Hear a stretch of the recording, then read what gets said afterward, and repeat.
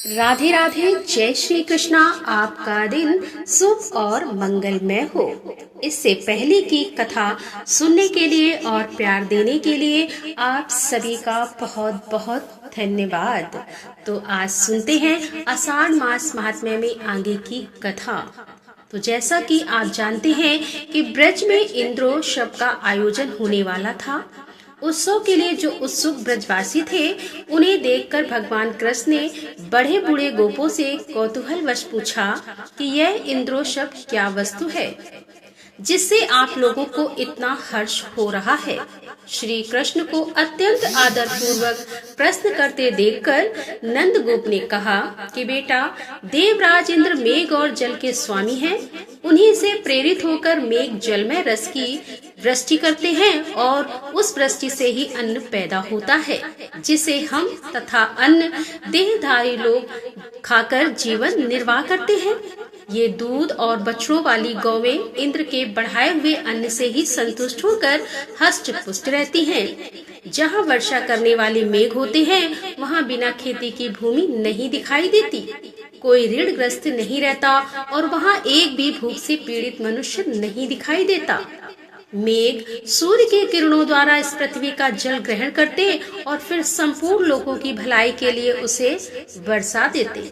अतः वर्षा ऋतु में सभी राजा लोग, हम तथा अन्य देहधारी, ये 4 प्रकार की विद्याएं हैं। उनमें से वार्ता का संबंध हम लोगों से है, अतः उसका वर्णन सुनिए। पिताजी, कृषि, वाणिज्य और पशुपालन, इन तीनों वृत्तियां पर वार्ता अवलंबित रहती है। कृषि किसानों का व्यवसाय है और वाणिज्य क्रय विक्रय करने वाले वैश्य की हम लोगों की सबसे प्रधान वृत्ति है।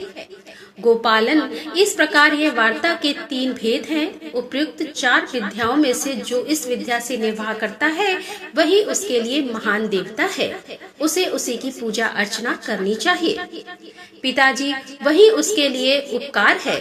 जो मनुष्य एक का दिया हुआ फल भोगता है और किसी दूसरे की पूजा करता है, वह इस लोक या परलोक में कहीं भी कल्याण का भागी नहीं होता। हमारे इस ब्रज की जो प्रख्यात सीमाएं हैं, उसका पूजन होना चाहिए। सीमा के भीतर वन है और वन के भीतर संपूर्ण पर्वत हैं, जो हमारे लिए परम आश्रय है। अतः हमें गिर यज्ञ और गौ यज्ञ आरंभ करना चाहिए। इंद्र से हमारा क्या लाभ होता है? हमारे लिए तो गौमें और गिरिराज ही देवता है।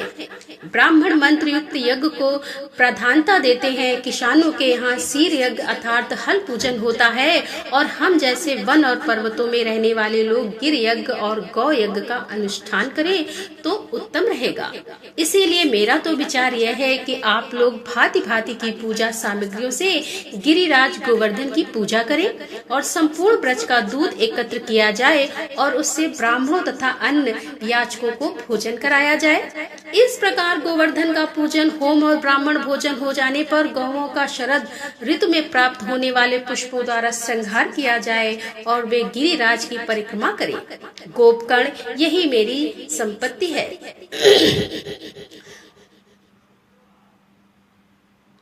यही मेरी सहमति है। यदि आप लोग प्रेम पूर्वक यज्ञ करेंगे तो इसके द्वारा गौमें और गिरिराज गोवर्धन पर्वत प्रसन्न होंगे, साथ ही मुझे भी बड़ी प्रसन्नता होगी।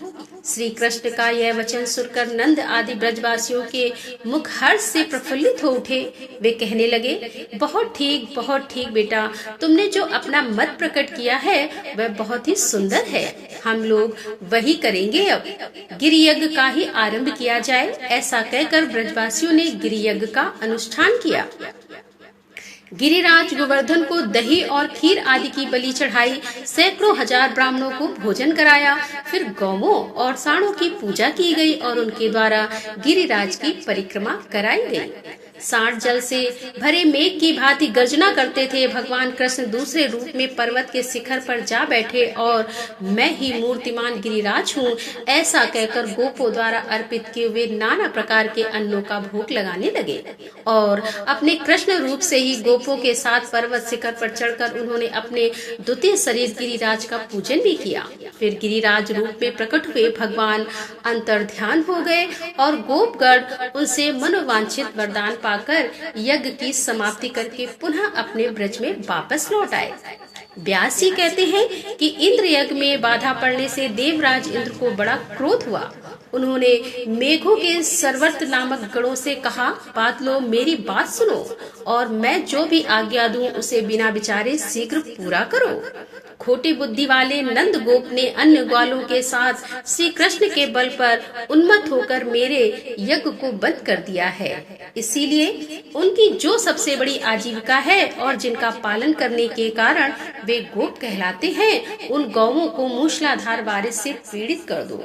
मैं भी पर्वत शिखर के समान ऊंचे रावत पर सवार होकर वायु के सहयोग से तुम लोगों की सहायता करूंगा। देवराज की ऐसी आज्ञा पाकर मेघों ने गौओं का संहार करने के लिए बड़ी भयंकर आंधी और वर्षा आरंभ कर दी। एक ही क्षण में पृथ्वी, दिशा और आकाश, धारा, प्रवाह वृष्टि के कारण एक हो गए। वर्षा के साथ ही वायु भी बड़े वेग से चल रही थी। इससे कांपती हुई गौएं प्राण त्यागने लगी। कुछ गौएं अपने अंक में बछड़ों को छुपाकर खड़ी थी। जल की तेज धारा बहने से कितनी ही गायों के बछड़े बह गए। बछड़ों का मुंह अत्यंत दयनीय हो रहा था। वायु के वेग से की गर्दन कांप रही थी, मानो वे आर्त होकर मंद स्वर में श्री कृष्ण से त्राई की पुकार कर रही हूँ। भगवान ने देखा कि गौओं, गोपियों और ग्वालों से भरा हुआ संपूर्ण ब्रज अत्यंत पीड़ित हो रहा है। तब उन्होंने उनकी रक्षा करने के लिए इस प्रकार विचार किया। जान पड़ता है कि सब देवराज इंद्र की ही करतूत है। अपना यज्ञ बंद होने से वे हम लोगों के विरोधी हो गए हैं। इस समय मुझे समस्त ब्रज की रक्षा करनी चाहिए। यह गोवर्धन पर्वत बड़ी बड़ी शिला से युक्त है। इसी को अपने बल से ढकर मैं ब्रज के ऊपर छत्र की भांति धारण करूंगा। ऐसा निश्चय करके श्री कृष्ण ने गोवर्धन पर्वत को उखाड़ लिया और उसे लीला पूर्वक एक ही हाथ से धारण कर लिया।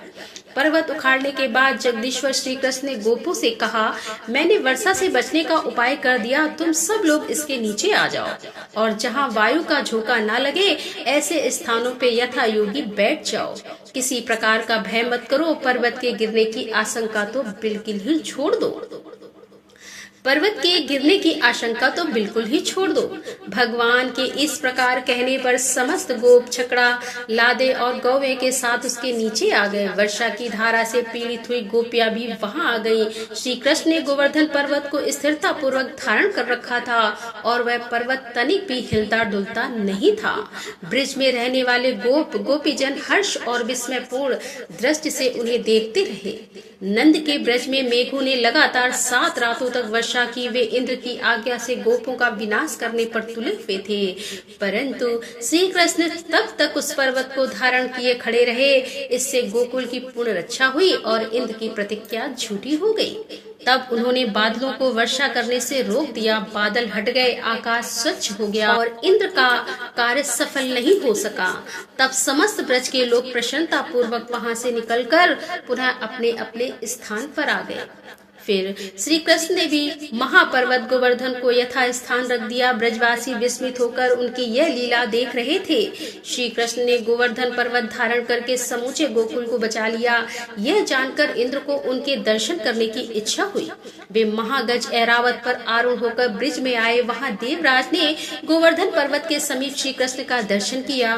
वे गोप शरीर धारण करके गौवें चरा रहे थे। उनका पराक्रम अनंत था तथा संपूर्ण जगत के रक्षक भगवान कृष्ण वहां ग्वाल बालों से घिरे हुए खड़े थे। ऊपर पक्षीराज गरुड़ अन्य प्राणियों से अदृश्य रहकर श्री हरि के मस्तक पर अपने पंखों से छाया कर रहे थे। यह देखकर इंद्र एकांत में रावत हाथी से उतरे और प्रेम से एक अटक देखते हुए भगवान मधुसूदन से मुस्कुरा कर बोले कि महाभाव श्री कृष्ण, मैं आपके समीप जिस कार्य के लिए आया हूँ उसे सुनिए। मेरे प्रति कोई अन्यथा विचार नहीं करना चाहिए। परमेश्वर आप ही संपूर्ण जगत के आधार हैं और पृथ्वी का भार उतारने के लिए भूतल पर अवतरित हुए हैं। मेरा यज्ञ बंद होने से मेरे मन में विरोध जाग उठा और मैंने गोकुल का नाश करने के लिए बड़े बड़े मेघों को वर्षा करने की आज्ञा दे दी। उन्होंने ही यह संहार मचाया है, परंतु आपने महापर्वत गोवर्धन उठाकर समस्त गौओं को कष्ट से बचा लिया। हे वीरवर, आपके इस अद्भुत कर्म से मुझे बड़ी प्रसन्नता आवश्यकता हुई है। कृष्ण, मैं तो अब ऐसा मानता हूँ कि आज ही देवताओं का सारा प्रयोजन सिद्ध हो गया, क्योंकि आपने एक ही हाथ से इस गिरिराज को ऊपर जो उठा रखा था। श्री कृष्ण, आपने गोवंश की बहुत बड़ी रक्षा की है, अतः आपका आदर करने के लिए मैं गौओं की प्रेरणा से ही यहाँ आपके समीप आया हूँ। गौओं के आदेश अनुसार आज मैं उपेंद्र के पद पर आपका अभिषेक करूंगा। आज से आप गौओं के इंद्र होकर गोविंद नाम से विख्यात होंगे। और ऐसा कहकर देवराज इंद्र ने रावत हाथी से घंटा उतारा, उसमें पवित्र जल भरा हुआ था। उस दिव्य जल से उन्होंने श्री कृष्ण का अभिषेक किया। श्री कृष्ण का अभिषेक होते समय गौओं ने तत्काल अपने थन से दूध की धारा बहाकर वशता को भिगो दिया। अभिषेक का कार्य पूरा होकर देवराज इंद्र ने प्रेम और विनय पूर्वक श्री कृष्ण से फिर कहा, महाभगवदम से किया है, अब पृथ्वी का भार उतारवाने की इच्छा से मैं जो और कुछ बातें निवेदन करता हूँ उन्हें भी सुनिए। मेरे अंश से इस पृथ्वी पर एक श्रेष्ठ पुरुष उत्पन्न हुआ है जिसका नाम अर्जुन है। आप उसकी सदा रक्षा करते रहें। मधुसूदन अर्जुन वीर पुरुष है, वह इस भूमि का भार उतारने में आपकी सहायता करेगा। जैसे अपनी रक्षा की जाती है वैसे ही आपको अर्जुन की भी रक्षा करनी चाहिए। देवराज इंद्र की बात को सुनकर भगवान कृष्ण बोले, देवराज, मैं जानता हूँ भरत वंश में आपके अंश से अर्जुन की उत्पत्ति हुई है। मैं जब तक इस भूतल पर रहूंगा अर्जुन की रक्षा करूंगा। मेरे रहते अर्जुन को युद्ध में कोई भी नहीं हरा सकेगा। महाभाव कंस, अरिष्टासुर, केसी, कुबल, पीठ और नरकासुर आदि दैत्यों के मारे जाने के पश्चात महाभारत का युद्ध होगा। उसकी समाप्ति होने पर यह जानना चाहिए कि पृथ्वी का भार उतर गया। अब आप जाइए, पुत्र के लिए कोई चिंता मत कीजिए। मेरे आगे अर्जुन का कोई भी शत्रु कभी सफल नहीं हो सकेगा। केवल अर्जुन के लिए ही मैं युधिष्ठिर आदि 5 भाइयों को महाभारत के अंत में कुंती के समीप सकुशल लौटा दूंगा। श्री कृष्ण के ऐसा कहने पर देवराज इंद्र ने उन्हें अपने सीने से लगाया और रावत पर आरूढ़ होकर पुनः स्वर्ग को प्रस्थान किया। फिर श्री कृष्ण गौवे और ग्वाल बालों के साथ पुनः ब्रज में लौट आए। गोपियों की आंखें तो उनके पद पर ही लगी हुई थी। उनकी दृष्टि से वह मार्ग पवित्र हो गया था। इंद्र के चले जाने पर गोपों ने अनायास अद्भुत कर्म करने वाले श्री कृष्ण से प्रेम पूर्वक से कहा कि हे महाभगवदम, बड़े भय से रक्षा की है तथा यह अनुपम बाल लीला समाज में नीचा समझा जाने वाला ग्वाल का शरीर और आपका दिव्य कर्म, यह सब क्या है? आपने जल में प्रवेश करके कालिया नाग का दमन किया और प्रलय को मार गिराया और गोवर्धन पर्वत को हाथ पर उठा लिया। इससे तो हमारे मन में अब संदेह पैदा होता है। अमित पराक्रम श्री कृष्ण, हम श्री हरि के चरणों की शपथ कहकर सत्य सत्य कहते हैं कि आपकी इस दिव्य शक्ति को देखते देखते हमें विश्वास नहीं होता कि आप मनुष्य हैं। आप देवता हैं या दानव, यक्ष हैं या गंधर्व, इन सब बातों का विचार करने से हमारा क्या लाभ? अतः आप कोई भी क्यों ना हो, इस समय हमारे बांधव हैं। बस हम यही जानते हैं। अतः आपको नमस्कार है। हम देखते हैं कि स्त्री और बाल को सहित समस्त ब्रज का आपके प्रति प्रेम बढ़ रहा है। यह कर्म भी आपका ऐसा ही है जिसे संपूर्ण देवता भी नहीं कर सकते। अभी आप बालक हैं, फिर भी आपकी बल की कोई सीमा नहीं है। इधर आपने हम लोगों में जन्म लिया तो अच्छी श्रेणी में नहीं गिना जाता। हमें आत्मनन इन सब बातों पर विचार करने से आप हमारे मन में शंका उत्पन्न कर देते हैं। गोपों की यह बात सुनकर भगवान कुछ समय तक प्रेम से रूठकर चुपचाप बैठे रहे। फिर इस प्रकार बोले, गोपगण, यदि मेरे साथ संबंध होने से आपको लज्जा नहीं आती तो अथवा यदि मैं आप लोगों का प्रिय हूँ तो इस प्रकार विचार करने की भला क्या आवश्यकता आन पड़ी? अगर मुझ पर आपका प्रेम है या मैं आपकी प्रशंसा का पात्र हूँ तो मेरे प्रति अपने बंधु बांधव के समान ही स्नेह रखिए। मैं ना तो देवता हूँ, न गंधर्व, न यक्ष और न दानव। मैं तो आपका बंधु होकर उत्पन्न हुआ हूँ। अतः आपको यही मानना चाहिए। इसके अलावा किसी भी विचार को मन में स्थान नहीं देना चाहिए। श्री हरि का यह वचन सुनकर गोप मौन हो गए। वे यह सोचकर कि कहीं कन्हैया हमारी बात सुनकर रूठ गया, वहां से चुपचाप चले गए। फिर एक दिन निशा काल में श्री कृष्ण ने देखा कि आकाश स्वच्छ है और शरद चंद्र की मनोरम चांदनी चारों ओर फैली हुई है। कुमुदनी खिली है जिसकी आमोद में सुगंध से संपूर्ण दिशाएं महक रही हैं। वन में सब ओर भौरे गूंज रहे हैं, जिससे वह वन श्रेणी अत्यंत मनोहारी पड़ती है। प्रकृति की यह नैसर्गिक शोभा देखकर उन्होंने गोपियों के साथ रास करने का विचार किया। श्री कृष्ण ने अत्यंत मधुर स्वर से संगीत की मधुर तान छेड़ दी, जो वनिता को बहुत ही प्रिय थी। गीत की मनोरम ध्वनि सुनकर गोपियां घर छोड़कर निकल पड़ी और बड़ी उतावली के साथ उस स्थान पर आ पहुंची जहां मधुसूदन मुरली बजा रहे थे। वहां आकर कोई गोपी तो उनके स्वर में स्वर मिलाकर धीरे धीरे गाने लगी, कोई ध्यान देकर सुनती हुई मन ही मन भगवान का ध्यान करने लगी, कोई कृष्ण कृष्ण ऐसा कहकर लजा रही थी और कोई प्रेमानगर लज्जा को तिलांजलि देकर उनके बगल में ही आकर खड़ी हो गई।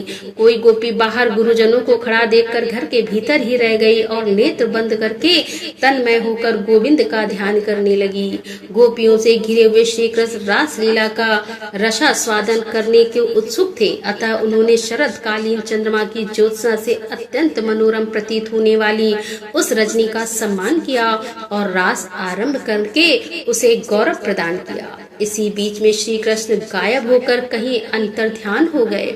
गोपियों का शरीर भी कृष्ण की चेष्टाओं के अधीन था। वे झुंड की झुंड अपने प्रीतम की खोज के लिए वृंदावन में विचरने लगे। उनके मन में तो केवल श्री कृष्ण के दर्शन की इच्छा थी। वे वृंदावन की भूमि पर रात में श्री कृष्ण के चरण चिन्ह देखकर उन्हें चारों ओर ढूंढ रही थी। श्री कृष्ण की विभिन्न लीलाओं का अनुकरण करती हुई उन्हीं में व्यग्र होकर सभी गोपियां एक ही साथ वृंदावन में विचरने लगी। बहुत खोजने पर जब श्री कृष्ण कहीं नहीं मिले, तब उनके दर्शनों से निराश होकर वे सब की सब लौटकर यमुना के तट पर आईं और उनके मनोहर चरित्रों का गान करने लगी। इतने में श्री कृष्ण उन्हें आते हुए दिखाई दिए। उनका मुख कमल खिला हुआ था। त्रिभुवन के रक्षक और लीला से ही सब कुछ करने वाले कृष्ण को आते देख कोई गोपी अत्यंत हर्ष से भर गई और उसके नेत्र प्रसन्नता से खिल उठे और वह कृष्ण कृष्ण की रट लगाने लगी। किसी ने तो अपने भौवें तिरछी करके उनकी ओर देखा, नेत्र रूपी भ्रमों के द्वारा उनके मुख कमल की सौंदर्य माधुरी का पान करने लगी। किसी गोपी ने गोविंद को निहार कर अपने नेत्र ही बंद कर लिए और उन्हीं के रूप का ध्यान करती हुई वह योग रूढ़ से प्रतीत होने लगी। तब माधव ने किसी को प्रवचन कहकर और किसी को अपनी कुटिल चिंतन से निहार कर मना लिया, क्योंकि वे बिना बताए ही कहीं गायब हो गए थे और जानते थे कि सभी गोपियां उनसे नाराज हैं। यह सब देखकर सभी गोपियों का मन प्रसन्न हो गया। फिर उदार चरित्र वाले श्री कृष्ण ने रास मंडली बनाई और समस्त गोपियों के साथ आदर पूर्वक रास लीला की। उस समय कोई भी गोपी श्री कृष्ण के पास से हटना ही नहीं चाहती थी। अतः एक स्थान पर स्थिर हो जाने के कारण रास उचित मंडल नहीं बन सका। तब श्री कृष्ण ने एक एक गोपी का हाथ पकड़कर रास मंडल की रचना की। उस समय उनके हाथ का स्पर्श पाकर प्रत्येक गोपी की आंखें आनंद से बंद हो जाती थी। इसके बाद रासलीला आरंभ हुई। वह चूड़ियों की झनकार के साथ क्रमशः शरद ऋतु की शोभा के रमणीय गीत गाए जाने लगे। उस समय श्री कृष्ण शरद ऋतु के चंद्रमा का, उनकी चारु चंद्रिका का और मनोहर कुमुद वन का वर्णन करते हुए गीत गाते थे, किंतु गोपियां तो बारंबार केवल श्री कृष्ण के नाम का ही गान किया करती थीं। श्री कृष्ण जितने ऊंचे स्वर से रास के गीत गाते, उससे दुगने स्वर में समस्त गोपियां धन्य कृष्ण का उच्चारण किया करती। भगवान जब आगे चलते तो गोपियां उनके पीछे पीछे चलने लगती और जब वे पीछे की ओर घूमकर लौट पड़ते तो वे उनके सामने मुंह किए पीछे हटती थी। इस प्रकार वे अनुलोम और प्रतिलोम गति से श्री हरि का साथ देती थी। मधुसूदन ने उस समय गोपियों के साथ ऐसा रास किया जिससे उन्हें अनेक बिना एक क्षण भी करोड़ों वर्षों के समान प्रतीत होने लगा। भगवान श्री कृष्ण सभी के ईश्वर हैं। वे गोपियों में, उनके पतियों में तथा संपूर्ण भूतों में भी निवास करते हैं। वे आत्मा रूप से संपूर्ण विश्व को व्याप्त करके स्थित हैं। जैसे सभी प्राणियों में पृथ्वी, जल, अग्नि, वायु, आकाश और आत्मा है, ठीक उसी प्रकार भगवान भी सबको व्याप्त करके स्थित हैं। एक दिन आधी रात के समय जब श्री कृष्ण रास लीला में संलग्न थे तो अरिष्टासुर नाम का उन्मत्त दानव ब्रजवासियों को त्रास देता हुआ वहां सांड के रूप में आ पहुंचा। उसका शरीर जल पूर्ण मेघ के समान काला था, तीखे थे और नेत्र सूर्य की तरह तेजस्वी दिखाई देते थे और वह अपने खुर के अग्रभाग से पृथ्वी को विदीर्ण किए डालता था और दांत पीसा हुआ अपने दोनों ओठों को बार बार जीभ से चाटता था। उसके कंधों की गांठें आंखें अत्यंत कठोर थीं और उसने क्रोध के मारे अपनी पूंछ ऊपर की ओर उठा रखी थी। उसकी गर्दन लंबी और मुख विशाल था। वृक्षों से टक्कर लेने के कारण उसके ललाट में घाव के कई चिन्ह थे। सांड का रूप धारण करने वाला वह दैत्य गौओं के गर्भ से गिरा देता था और सबको बड़े वेग से मारता हुआ सदा वन में घूमा करता था। उसके नेत्र बड़े भयंकर थे। उसे देखकर समस्त गोप और गोपांगनी अत्यंत भय से व्याकुल हो उठी और कृष्ण कृष्ण पुकारने लगी। उनका आर्तनाद सुनकर श्री कृष्ण ने ताल ठोकते हुए सिंह के समान गर्जना की। वह सब सुनकर दुरात्मा वृक्षभासुर श्री कृष्ण की ओर ही दौड़ पड़ा। उसकी आंखें श्री कृष्ण के पेट की ओर आने लगी और सामने उन्हीं की सींग में उसने सींगों का अग्रभाग कर रखा था। उस महाबली दैत्य को आते देखकर श्री कृष्ण ने अवहेलना पूर्वक हंसने लगे और अपने स्थान से तिल भर भी पीछे नहीं हटे। जैसे ही वह दैत्य समीप आया, मधुसूदन ने झट उसके दोनों सींग पकड़ लिए और अपने घुटने से उसकी कोख में प्रहार कर दिया। सींग पकड़ लिए जाने से वह दानव हिल डुल नहीं पाता था। उसका अहंकार और बल दोनों ही नष्ट हो चुके थे। श्री कृष्ण ने उसकी गर्दन को भीगे हुए कपड़े की भांति निचोड़ डाला और एक ही बार उखाड़कर उसी से उस पर प्रहार कर दिया। इससे वह महादैत्य मुंह से रक्त बमन करके वहीं मर गया। उसके मारे जाने पर गोपों ने भगवान श्री कृष्ण की भूरी भूरी प्रशंसा की। ठीक उसी तरह जैसे पूर्व काल में जम्बुशूर के मारे जाने पर देवताओं ने देवराज की इंद्र की स्तुति की थी। तो राधे राधे, जय श्री कृष्णा। आज का अध्याय का यही समापन करते हुए इसके आगे का अध्याय लेकर हम आपके सामने फिर उपस्थित होंगे। तब तक के लिए राधे राधे, जय श्री कृष्णा। हर हर महादेव, जय भोलेनाथ की।